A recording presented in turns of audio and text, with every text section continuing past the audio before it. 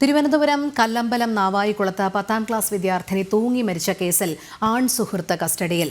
നാവായിക്കുളം സ്വദേശിയായ 29 വയസ്സുള്ള അഭിജിത്താണ് കല്ലമ്പലം പോലീസിന്റെ പിടിയിലായത്. ആറ്റിങ്ങലിലെ ബൈക്ക് ഷോറൂമിൽ സൂപ്പർവൈസറായി ജോലി ചെയ്യുകയാണ് ഇയാൾ.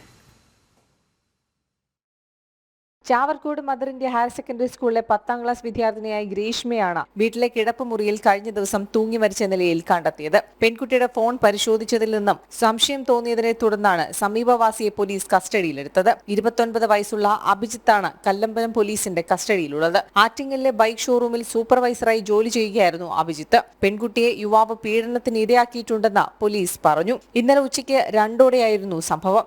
വീട്ടിൽ അമ്മൂമ്മ സരസ്വതി മാത്രമാണ് ഉണ്ടായിരുന്നത്. അമ്മൂമ്മയുടെ നിലവിളി കേട്ട് ഓടിക്കൂടിയ നാട്ടുകാർ മുറിയുടെ വാതിൽ വെട്ടിപ്പൊളിച്ചാണ് അകത്തു കടന്നത്.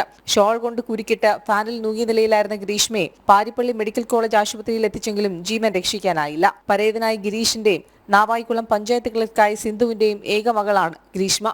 ജനം, തിരുവനന്തപുരം.